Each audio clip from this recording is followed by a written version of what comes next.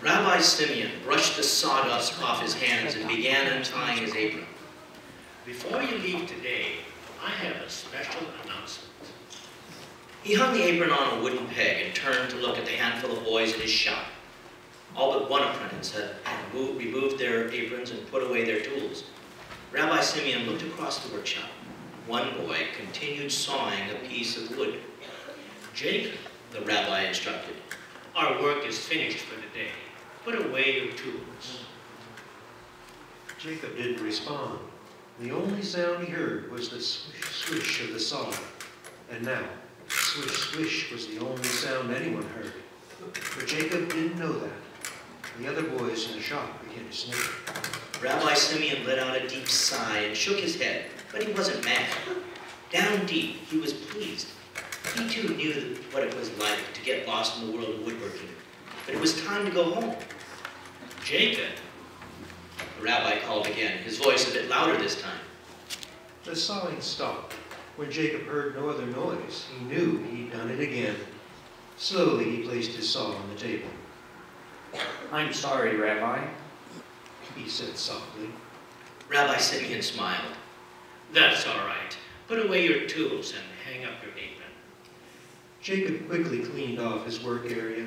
With a sigh, he stood and walked across the room, never looking up. This was the part he hated most. Everyone was looking at him. He hung up his apron as the other boys continued to snicker. Jacob's cheeks burned. Finally, the rabbi spoke, and all eyes turned back to him. As I said earlier, my nephew from Nazareth should be here within a few days. He is a master carpenter who knows quality work. He will help me select one of you for a special task. The one who builds the best project will work with me on the new synagogue. it will be me. The words were so strong in Jacob's thoughts, he feared he had spoken them out loud.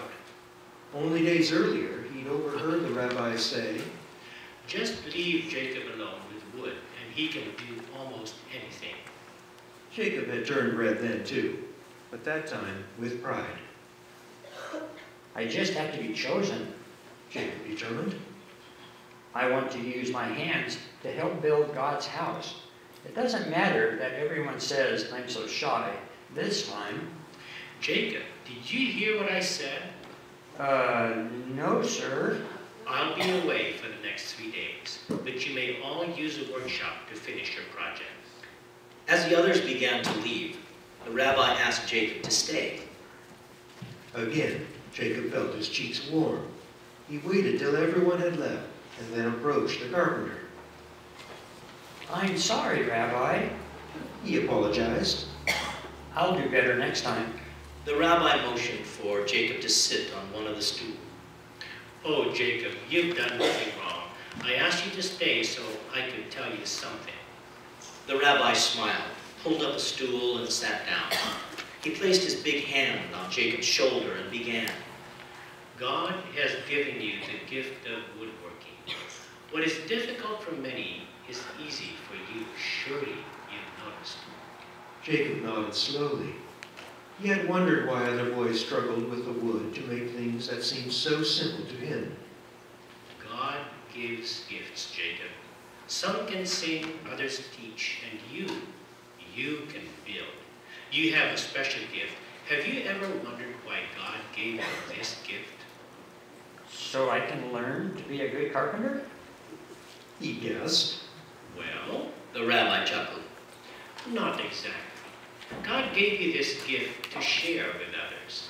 Let's say you gave a present to one of my daughters. How do you think that would make me feel?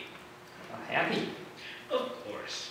Even though you gave the gift to my child, I would feel like you had given it to me. God is like that too. When we give a gift to one of his children, it's like giving a gift to God. If you ever have a chance to help somebody, remember what I told you. Now run home and tell your father that I hope he has an inn full of guests next week. That evening, at supper, Jacob's father reminded him of the days ahead. We are expecting a lot of business, son.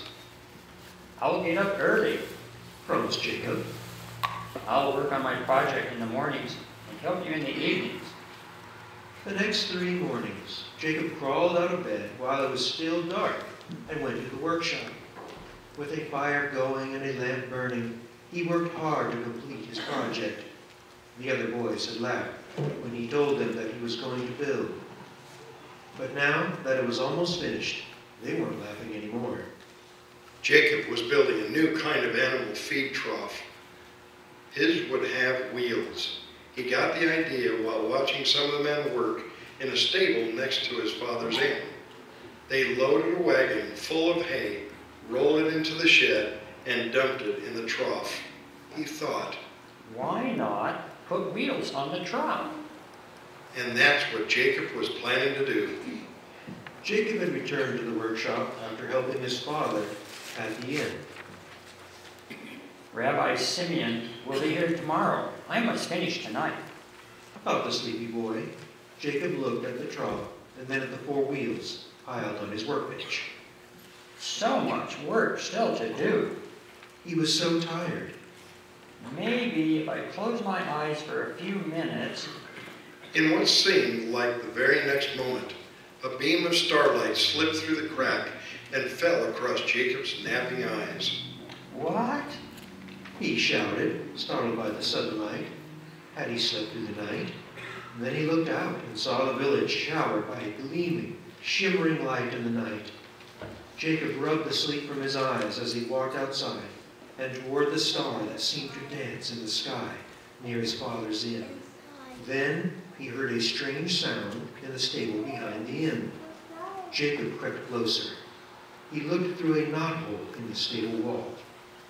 There, in a tiny nest of straw on the ground, was a baby. Beside that baby knelt his mother. A man gently covered her with his cloak. The baby must be uncomfortable on the ground. Jacob thought. Quickly, Jacob turned and raced back to the workshop. He stood beside his newly built feed trough. He measured each board so carefully. He had cut each piece with skill. He had oiled it with care. It was the best work Jacob had ever done. Tomorrow the rabbi would select the best apprentice. But tonight, there's a new baby without a place to sleep. Good morning, boys, said Rabbi Simeon. This is a big day. Jacob approached the rabbi. Sir, I need to tell you something. Later, Jacob. We need to get everything ready for my nephew. Here, help me. The rabbi's voice drifted off as he began to take the projects outside. An unfinished chair, a desk with one leg too short, and a wobbly stool. Then, looking at a stack of 4 wheels, he asked, Where is your project, Jacob? That's what I tried to tell you. Something happened. There was this big star and... Uncle Simeon. Joseph, Simeon shouted, extending his arms. I'm so glad you're here. Jacob's eyes widened. This was the man he had seen with the baby in the stable the night before. With one arm still around Joseph, the rabbi turned to Jacob. Jacob, this is my nephew from Nazareth. Jacob was too surprised to speak, so Joseph spoke in his place. We've already met. Said Joseph, putting a hand on the boy's shoulder. In fact, Jacob gave my newborn son his very first gift. Your son? The rabbi inquired. What son? Where is he? Come and I will show you. And the rabbi and Jacob hurried behind Joseph. Joseph led them around a curve and down a hill toward the inn. Did you stay at the inn, Joseph? Not quite. It was too full. Joseph smiled. Then where did you stay? Asked Rabbi Simeon. You'll see. Joseph led them past the inn to the bottom of the hill. There he left the path and turned toward a shelter. The stable? Simeon asked. You kept your baby in a... Joseph smiled and placed a finger on his lips. Quiet, they're asleep. Follow me. He lowered his head and entered the stable. A cow mooed at the presence of the trio. Joseph stepped next to the trough and motioned for them to approach. When the rabbi and the students looked inside, they saw a beautiful newborn baby. His name is Jesus, Joseph whispered. and he has a cradle fit for a king. Joseph's kindness made Jacob's cheeks turn red, but he felt so good seeing the baby asleep in the feed trough he had made. Now I see why your project was missing, said the rabbi. And it is the finest project I've seen. You'll be the one to help build God's house. But tell me, why did you decide to give your feed trough away? Jacob smiled with delight. I remembered what you said, Rabbi. When you give a gift to one of God's children, you give a gift to God. Said the boy. The rabbi's voice was soft. And so you have, my son. So you have. Amen. Amen.